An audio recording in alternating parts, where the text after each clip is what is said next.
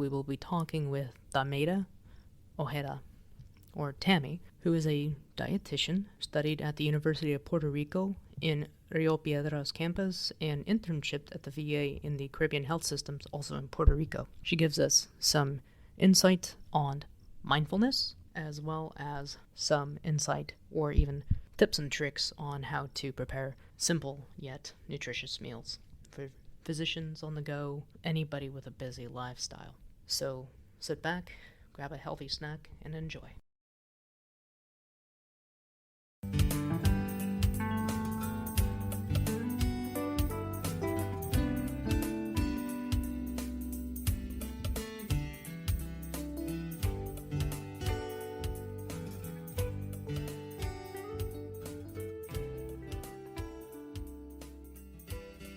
Hi, welcome to the Worthy Physician Podcast. I am your host, Dr. Sapna Shah Haq, a board-certified internal medicine physician. Keep life simple. You are human. You are worthy. Remember what matters to you. Our goal is to help physicians remember this and to make it a reality through addressing various components of physician burnout via podcast. This is meant to be used as a tool to help guide physicians. It does not take place of professional medical help. Opinions reflected in this are my own. Ojeda, or Tammy, who is a dietitian, studied at the University of Puerto Rico in Rio Piedras campus, and internshiped at the VA in the Caribbean health systems, also in Puerto Rico. She gives us some insight on mindfulness, as well as some insight or even tips and tricks on how to prepare simple yet nutritious meals for physicians on the go, anybody with a busy lifestyle. So sit back, grab a healthy snack, and enjoy. It's hard. It's hard. I always say it's as hard as you want to make it too, though. Right. So if you're coming from a life where you're always eating out, it's not gonna be worse. You can a sandwich will be a little bit better. Yeah, it's still a little processed, but it's better than fried chicken and fries. Yeah. So if all you have time is to make yourself a sandwich at supper time because you're so tired and you don't want to cook, then make yourself a sandwich. Right. But here's the thing. What cheese are you having? Are you having the highly processed crappy cheese, or are you having the real block you sliced cheese? Right. That thankfully now it's more accessible and not so expensive. Right. That's the one I buy. The ham, the deli meat's gonna be it's gonna be a lot processed. Right. But again, put it in perspective. Right. It's better than what you were doing before. Right. Right. If the cheese, the bread, I like multigrain bread. I found a bread that's delicious and it's really good and it's really nutty and anyway, it's Aldi's. Again, plug. I'm not inserting a plug. No, but I think it's just really good. Right, but it's also Aldi's is also known. And and you look at the calories. But those places are known really? for they're known for having, good choices and a little bit nicer on the budget. Right. Which, come on, with the prices of everything going up, everybody can use that. It's crazy. But, and there's multigrain bread, at least you get some really good vitamins and minerals in there, some really good fiber. Mm-hmm. That was the other thing, Doc. Oh, that reminds me. One more thing to keep in mind. Yeah. Do you want me to say it now or later? Now. Yeah, go ahead. Look at constipation. But here's the deal. When you're constipated, you're so damn sick. You feel sick. You feel bloated and sluggish and pardon my English, shit, right? Because there's a lot of that in you. So FOS full of stool. But guess what? Oh, of course, stool. Please. Yeah, it has to be stool. It has to be stool. You gotta be fancy like that. So here's how our SAD diet, like the standard American diet, promotes constipation. How? Right?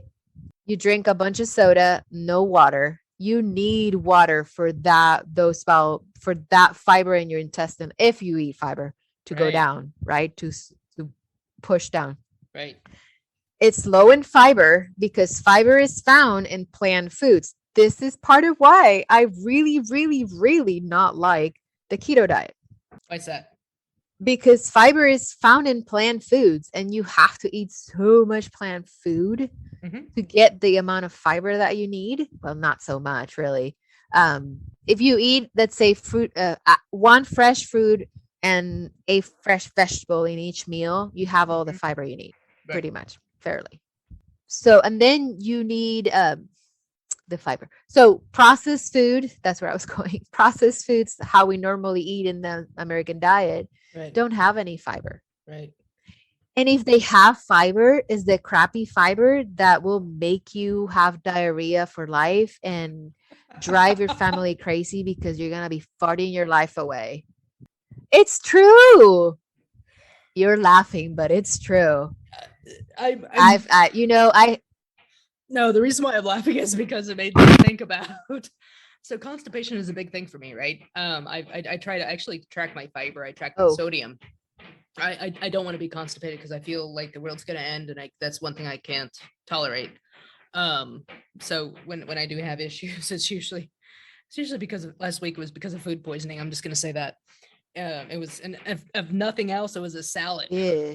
It was a salad. Right. Oh man, no. I know. Now, I do have to do a side note. Yes. There are people that are constipated and it is a medical condition. Like my son has a really bad constipation and it's just genetics, and my youngest. And the funny thing is, of all my kiddos, he's the one that eats the most fiber, and he does not drink a lot of water, but I'm fixing that. But he's the one that's constipated. It's genetics. It's genetics. Yeah. It's in him. It's genetics. Because nobody else is constipated like that. And we pretty much eat the same. So on that note, if you're going to eat more fiber, which is, your fresh fruits, vegetables, make sure you drink more water. Yeah. I always say do a little bit at a time of both. So that you, one, get used to it, and two, it doesn't shock your body. Right. Don't jump from 5 grams of fiber a day to 30 because you're going to regret it. Yep. I said it. I've experienced it. I have experienced it. Oh, you have? You don't want to do that. I would. So what about these fiber tablets, fiber gummies, Fiber One bars? Yeah. I will just do it. So I always say, if you really, they are there for a reason. They are there for some people. What is your disclaimer? Oh my gosh. Don't do more than one Fiber One bar in 24 hours. You know why? You'll regret it.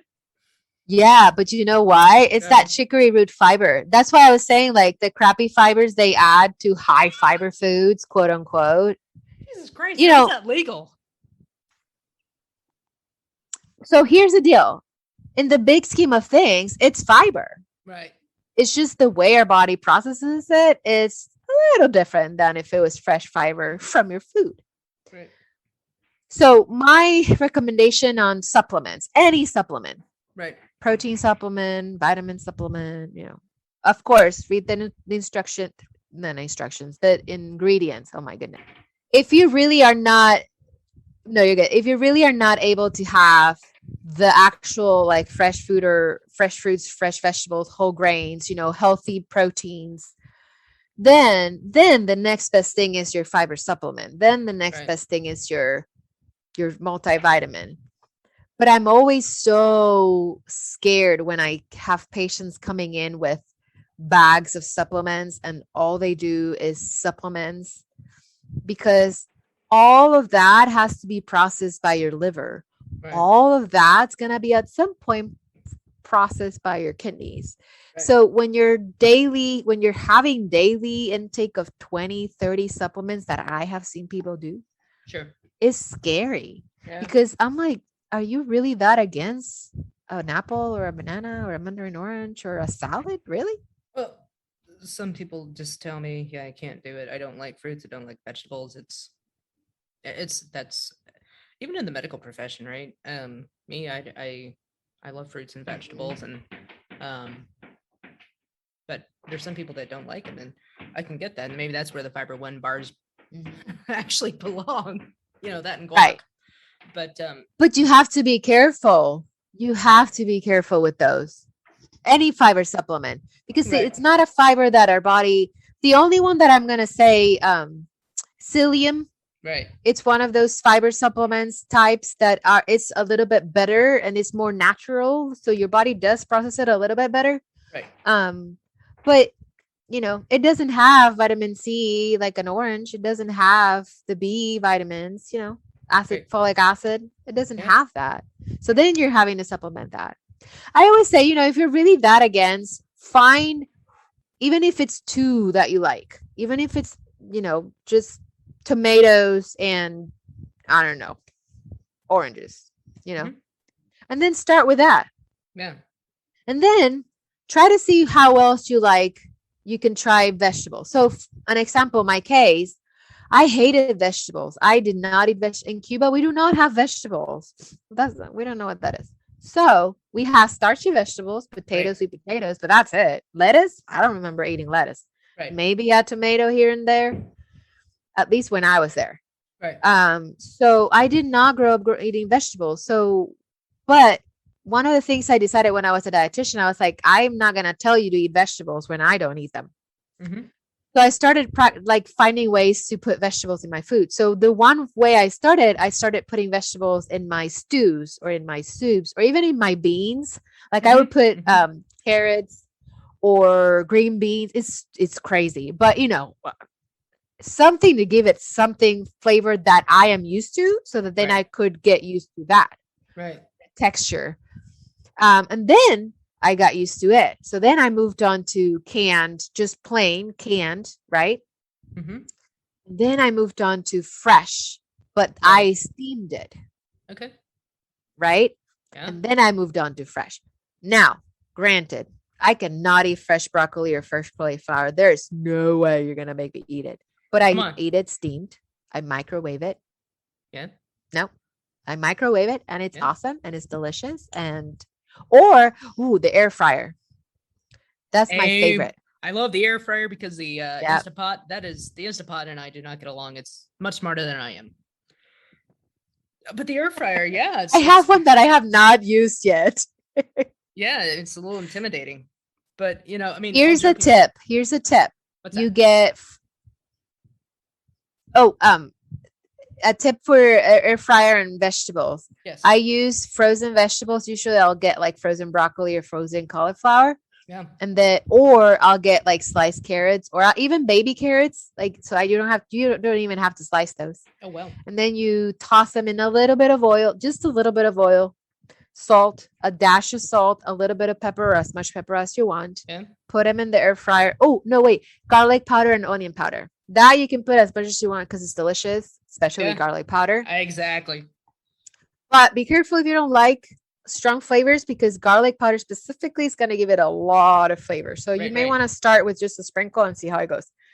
Air fry it on about 400 to about 10 minutes. Delicious. So this is something I could come home, take out some vegetables, toss it, put it in the air fryer, walk away, boom. I have fiber and something slightly pretty nutritious for dinner or for lunch the next day or for a snack that I can potentially. Or for a snack. Yeah. Yep. So, I keep cutting you and I'm so sorry. That's where the Puerto Rican Cuban kicks in. So honey, I hope Latin. they don't hate me for cutting you. No, I'm half Latin, so I'm pretty You're used to it. Yeah, come on, it's cultural. Right? Because I was going to I had a thought in that little break. I had a thought kind of going back to your question of what's better if we do like those companies where they send you the food and you just kind of quickly prep it. Right. If you have the money, of course, that would be great. And especially because you're going to start teaching you how to do these meals for yourself, right? So hopefully you move on to then you just get your ingredients and then you get more creative and then you do your thing. However, if you don't have the budget, The next best thing is to plan your meals where you are bulk cooking Sundays or whenever you have your day off. So again, I was thinking of residents, right? Do you guys get at least one day off every so often? Like how often do you guys get a day off? Right. So back in residence, it was pretty much a weekend. So 4 days off a month. Let's just say that 4 days off a month. That's crazy. So that's crazy. Yeah. So I would say look at things that you like that hold well in the refrigerator or freezer. Right. So that you don't have to eat out as much. It's kind of what I'm thinking. So rice, beans I would freeze, and rice can freeze as well. Yes, it can. And if you freeze the beans in like Ziploc bags and you freeze them flat in the Ziploc bags, like chili's super easy to make. Right. It's super filling, it's super nutritious, and it's super easy. And you can freeze it. You can make a big pot of chili, freeze it flat, laying flat in the bags. The same with beans. You can freeze rice. You can, I'm thinking of what I cook, which is more Hispanic. So I'm sorry if you have listeners that don't follow that. But mashed potatoes won't freeze, so do not try that. They freeze disgusting.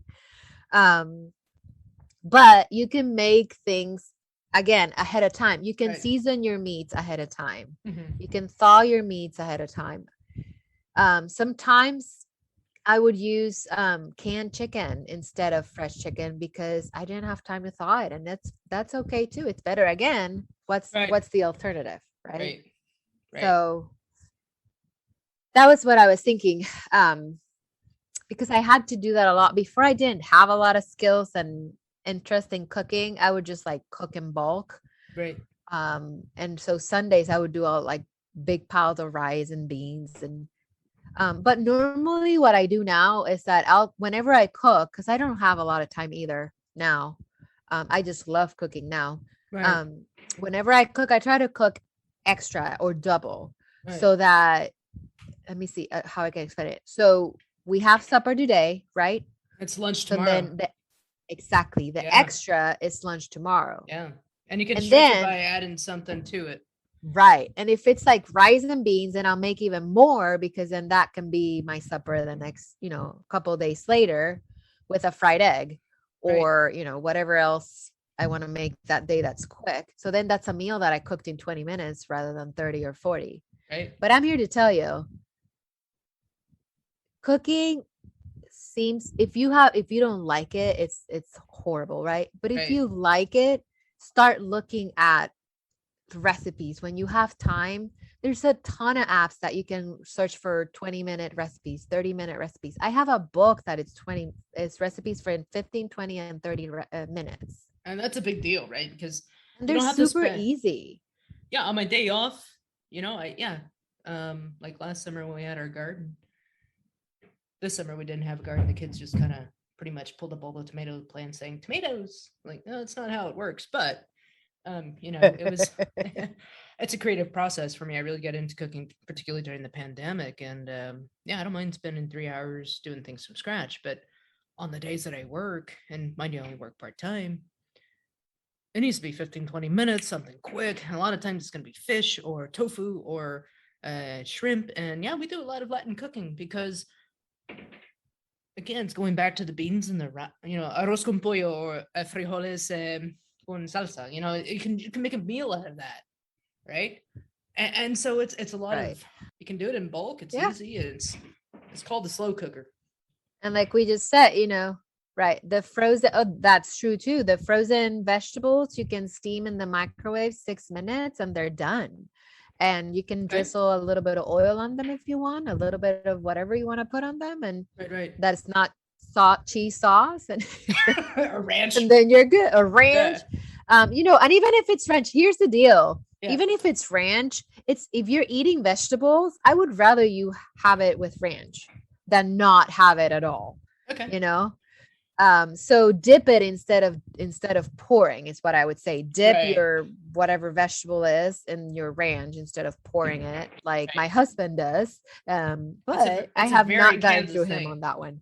It's a very Kansas thing, right? Right? Yeah. He's not from Kansas though. Poor So, Keith. but I know he's awesome though. Yeah. So we were talking about cooking. Mhm.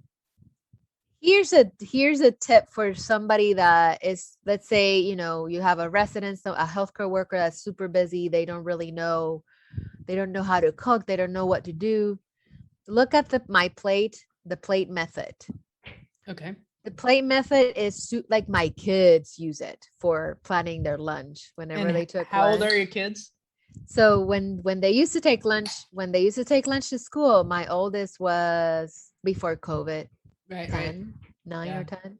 Yeah. So, but I taught him since he was like 7 because Right. it's so visual and super easy. So here's the deal. The plate method tells you that for you to have a meal that's healthy and balanced, you have to have the food groups, right? Right. So it shows you half of it, depending on what plate method you click on, it's going to be a little different. That's the danger of the websites. But the general idea is half your plate it's a 9-inch plate. 9-inch plate. 9-inch Measure plate. your plate, you guys. Right. Yeah, our plates are not 9-inch. They are 11 inches, 12 inches, and 13. That's set. But you know what? Here's the deal too.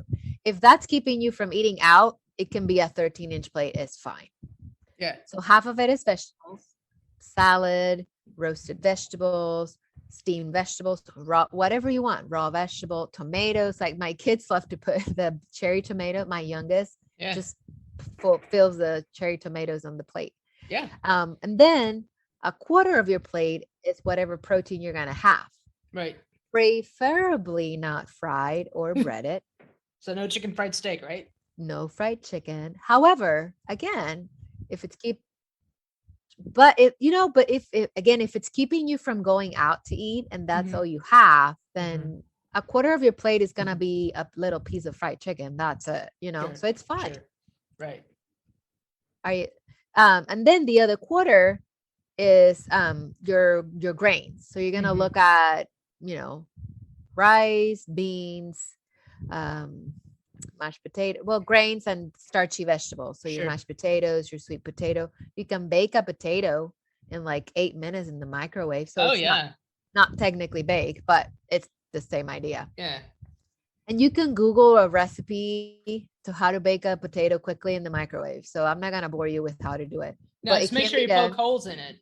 Yes. Yes. And you put it in some kind of container with a lid so it steams itself, because that's the idea. When you put it in there, it steams itself. And Okay, you that part I didn't know. Yeah. I just literally stuck a baked potato. I just stuck stick it in there? Yeah. Okay. But I mean, but Mine, I like it. I put it in to me, it works. So, and that's, following the baked potato idea. You bake a potato in what? 6-8 minutes, depending on how big the potato is. Right. You put, let's say, a third of a cup of shredded cheese in it, maybe a tablespoon or 2 of sour cream. Yes, I am saying this. The dietitian is saying all this. It's okay. And then you have, let's say, a salad with it. That's a meal. Yeah. You have your quarter of plate with your baked potato. Right. Your cheese is your protein. Right. Your salad. You have a meal that you made it, and then while you're baking the potato, you prep your salad that can be already chopped. You can buy it already chopped, and it's not that expensive. Saves time. And that's a meal in 10 minutes or less. Right. That will fill you up. Right. Right. And if you have an air fryer or whatever, or if you have a toaster oven, roast some garbanzos or chickpeas, right? Roast some chickpeas. I love those. You can get crazy with I actually had. Yes, and again, Google recipes. Yeah. I've done that in my oven. I had it's funny. I had chickpeas in my salad today, my lunch salad. It's a staple here. It's delicious. Here. Well, for whoever likes it. Yeah. And that's another one. So let's say another quick meal. You have your salad, which is your vegetable. Mm-hmm. I like again spring mix, Right. and I put tomatoes in it, cherry tomatoes. I half them, but you don't have to. And then I did chickpeas, or you can put black beans in there. Mm. About half a cup or so. That will give you enough carbs and enough protein. Then I like in this salad specifically, I don't put strawberries. I just put the craisins or raisins. Okay. About a couple tablespoons. Yeah. And then some kind of nut, whatever I have available, walnuts, almonds, something that goes with the salad. Mhm. 'Cause I tried peanuts. I got crazy one time and I put peanuts in my salad. Oh, no. It It does does not not work. No. you No. know, hey, at least I tried it, but Exactly. it did not go with salad. And that's it. And then some shredded cheese on it, about a third of a cup of shredded cheese on it. And that's a meal. You don't have to cook to have a meal.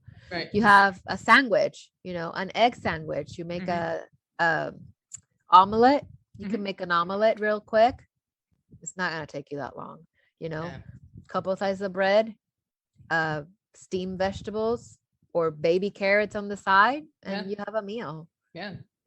That's it. So really kind of the definition of a meal does not have to be something that has been laborious and cooked over an open flame. Right. And I think that's I mean, part of of course, just, yeah. it's always nice. Your flavor, but it's gotta have flavor. It's gotta have flavor. Well, that's right. also coming from the Right. Hispanic. That's also coming from the Latino background, that it's gotta have flavor and it's gotta have flair. But I mean, really, it's just looking at what you have time for. Not everything has to be home cooked like Right. what mom used to. But just Right. going back to something balanced, something semi thought out, plenty of resources online. One of the things we've always tried to do is try to be one of the things I try to do is be as efficient as possible, just in all aspects of life. And it's part of the reason why our team did so well, was because I knew the strengths. Yes. And not just we collectively knew the strengths of each other. So as you or Brett or Dr. Bean or, okay, this would be a nurse visit, or, just we try to optimize management. There are some days, because everybody's different. right? Everybody's different. Everybody has a different need, and that's why I keep saying, not everything you read online it's perfect for you, or not everything that we know it's perfect for everybody. You got to think about, what are your barriers, what's really causing your tiredness, what's really causing you to crave the sugary stuff. In my case, I crave the sugary stuff when I'm stressed, and that's the first moment, whenever I find myself craving sugar, that's when I go like, okay, what's going on? Right. Like, what do I need to address? What, other than anxiety? And you can publish this. I tell anybody that. So one question I've always had. But yeah. Oh, what? No, go ahead, please. I was just gonna say, it may not influence greatly a lot, but what you're doing right now, it's making a big impact in a negative way. So at least you're cutting that. Right. You're eating better. So you may not have a magic wand if you eat better, of all of a sudden you have all this energy, but at least your health overall, your cholesterol, your everything, your inflammation, your pain is not going to be as bad, because you're not eating that crap that you were eating before. Right. And we do know you're not constipated, and you're drinking more water. You're not drinking so much caffeine. Correct. My goal in life right now is not to be constipated like it was last week. Right. Oh man. True story. Fiber and water, I'm telling you. Amen. You're preaching to the choir, right? But I mean, seriously, we know that physicians, nurses, I'm a horrible patient because I'll go in and tell them, these are my symptoms, this is what I think is wrong, and I don't mean to guide the health care that I get. You know why I'm laughing? No, why? Okay. I'm laughing because my dad was a doctor, and he was awful. Yeah, we're horrible. Awful patient. awful. Like Yeah. my mom, my mom was a nurse and she was an awful patient. She is an awful patient too. So Yeah. it is what it is. But I was gonna go back to something you said earlier. Mm-hmm. What's that? I think part of our exhaustion as healthcare workers goes with we were trained to help. We Yeah. were trained to support and cure people, Right. and we can't in all the cases. Right. And that does something to your mind that we as a society are hopefully starting to recognize, Right. but not really half fully recognized. It's like Mhm. PTSD and veterans, it took us a while to get there. We Right. thankfully are there. Right. And I think that's part of it too, and if you add to that, if we're solely talking about pandemic exhaustion and how the pandemic has affected healthcare workers, I Mhm. know one of my biggest frustrations is going on the street and seeing people without masks that I know are not vaccinated, or I'm assuming are not vaccinated. Because then I turn around and I go to a hospital that has 20, 30-year-olds in the ICU Yeah. with COVID. Yeah. And then, and so I'm like, why? And then and I see nurses having to gown up, spending hours in there, coming out and possibly risking their lives Yeah. to take care of somebody that maybe, possibly just got COVID because they went partying. And that does something to your mind. That does something to your brain where is it really worth it? I'll tell you right now, it kind of fucks with you. It does. Does It fuck it with you. And it pissed I'm me not gonna off. I'm not gonna edit this word, right? I'm not going to, number one, because it fucks with you, right? I mean, we have doctors, nurses. It does. It's delaying normal care. I mean, we just found with a veteran that had gallstone pancreatitis, very treatable, that could not get a bed and unfortunately perished because of that. And it wasn't any fault of the other doctor. It's just you're having to move states to get a bed, right? This is unavoidable. Oh my This is goodness. unavoidable. If people would just look at not individual rights, but what is the best for society. I've always said that if we had to do Right. World War II over again, we'd lose because nobody wants to do what's right for the neighbor. And so you lose compassion Oh, for that's humanity. the You lose compassion for humanity at some point, I think, and I think that is part of burnout. I'm not saying that I've lost compassion. I've actually taken a step back so that way I maintain that compassion. Right? I only work correct. 3.5 days a week. Have fun, work hard, play hard. But I think there's also emotional fatigue as a caregiver, Right. as a physician, as a provider. I hate that word provider, but physician. As anything that has to do anything with something in the medical profession, you as a dietitian, you can't fix stupid. And when people don't want to change, there's only so much you can No. do. But it's everybody else's And that fault. was right. And that was one of the reasons I actually changed, because I was working as a clinical dietitian and I moved to management Right. in a kitchen. One, because that's really where I'm going now, and my passion is now cooking and teaching and and learning techniques and how to cook healthy food. But And even to the point where you're actually taking classes. yes, so Yeah. I'm studying to be a chef. Yes, Yeah. I'm halfway through. Yeah, so hopefully I'll finish. Yeah. It seems really far away, but I'm Nah. halfway through.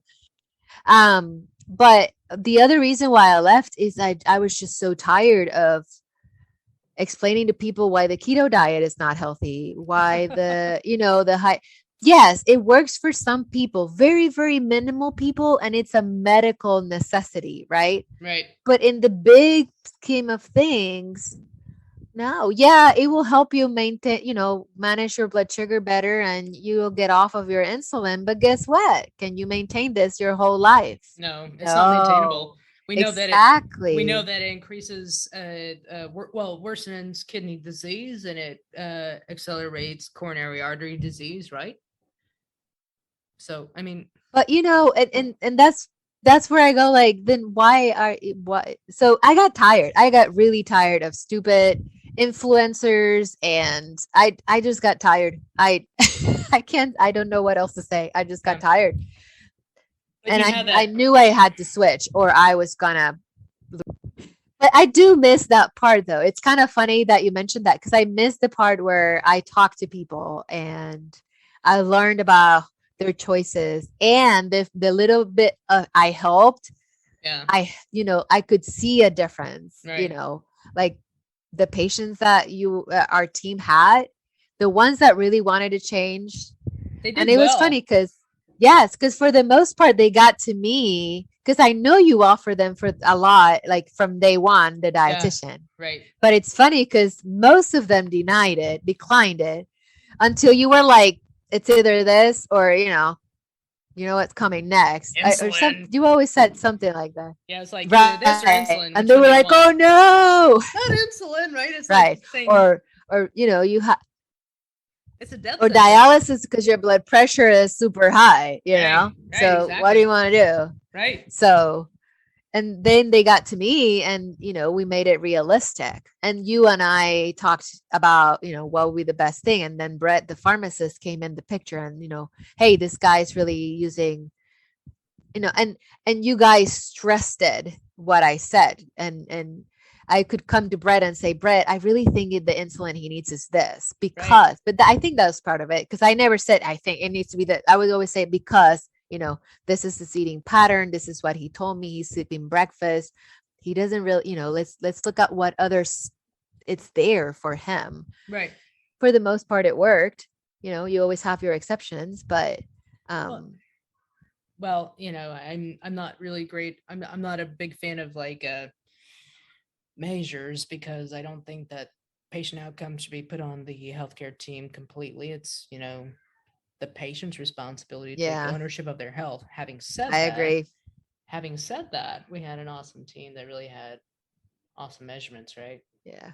I mean, we worked really well together. We were able to convince a lot of people, a lot of patients in what we did. but it's because you met them where they were, right? I mentioned it Yeah. multiple times, and we just had an awesome team. But anyways, so one thing I've always had a question about is Yeah. why are protein bars pushed so much? I think it's because protein does curb your appetite. Right. And we as a group, right? As a big picture group society, do not eat enough protein. Okay.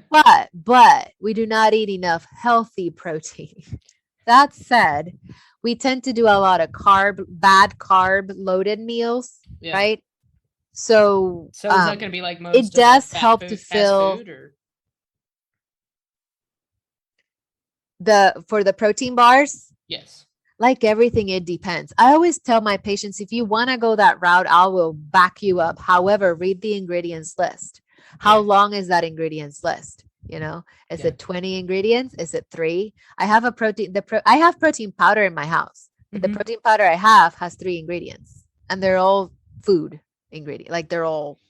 So what protein powder is that, if I might ask? Because that would be a fast breakfast, right? Some almond milk and some protein powder and some fruits or vegetables, whatever your choice is.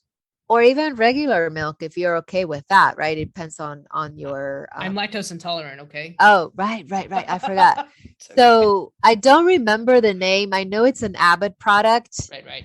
I can't remember the name. I'll have to Google it. Maybe I can multitask and talk to you and Google it. I was gonna say, text me later. Yeah, but it's an Abbott one. I use the soy one. They have a whey one and a soy one. And it's 3 ingredients, and it's not delicious. I like food. I like to taste food. Right.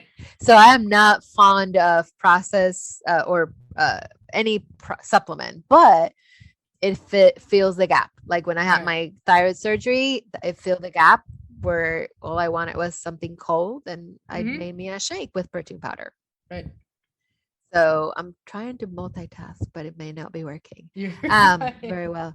But so again, the protein bars, the protein powder, it absolutely fills a gap if that is the gap you want to fill. Okay. So what I mean by that is if you are okay with processed foods, if you are okay with processed products, then that will be a better alternative, right? Sure. But if you would rather, if you can cook, if you can make a meal, then I would say don't use it, but again, you're in a hurry, you're a resident, you're trying to get, like when you were in the clinic, I know at times that's all you could do, right? Because you had to chart or you had to take care of your patients because you had extra people to take care of. And that's okay. Just read the ingredients list. Sometimes the ingredients can be hurtful to your liver, your kidneys. And that's why I'm not a fan. That's why I'm always saying, if you can use the food can't hurt you. Like real food, not processed food. Real food are not going to hurt you. But these protein powders specifically sometimes have ingredients that are just not, they're just not good, Sure. So one thing is, if I forgot my lunch, or if I'm like, okay, well, I'd forgotten it or didn't pack it, I'd go to the canteen and get a Premier protein shake or whatever. But sometimes it was just a hell of a lot. It was a hell of a lot better than some of the alternatives in the cafeteria, right? And right. And that's the thing with protein, because protein fills you up. And that's what I was saying to earlier. It fills you up. So a drink that's super high in protein will fill you up, but a slice of bread is not going to, No. And it has about the same calories sometimes. About the same calories. And that's the other thing, is that it'll last longer because we know that protein and fat lasts longer in your system. So you won't get hungry technically as quickly as if you had like a high carb shake or, a milkshake. No. Even though it may be the same calories. Right. You just have to bring the milk in, don't you? Well, almond milkshakes. There we go. Oatmeal milkshakes. There we go. As long as it's not cashew milk, we're good. Right. But I haven't had that one. I love cashews. Yeah, so do I, but not the cashew milk. It's just, might as well drink water. Kind of like other things. Yeah. But all joking aside, so kind of coming back to kind of summarize what we've talked about. Food we should look at as medicine. We know it affects our inflammation, our pain, our how we feel, our mood. It can impact that quite a bit. And looking at whole foods, being conscious of cooking skills, that we have the internet and multiple tools, applications to look at meal prepping. We don't necessarily have to spend 3 hours in the kitchen sweating over a stove. And be mindful of what you eat. Take your time, slow down as much as you can to make sure that your body receives those signals of, hey, I actually ate and it's good. I enjoyed it. It was a good experience. And I have some nutrition. Remember, you are worthy. You are human. Take care.